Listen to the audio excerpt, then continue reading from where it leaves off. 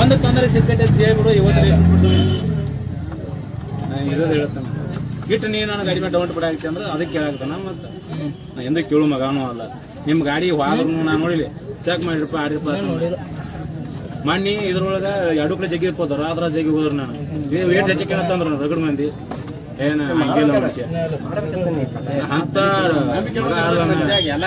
ನೆಂಬಿನಿರ್ತೀನಿ ಎಂತ ಇವತ್ತು ಹೇತು ಕೆಲಸ ಮಾಡಿದ್ರು ಹೂಣಾತನು ತಿಂದಿಲ್ಪ ಅಂದ್ರೆ ಹೂಣಾತನ ಅಂತ ಮಗ ಹಿಂಗೆ ಜಗಡ್ಬದ ಬಂದಿರ್ತೀನಿ.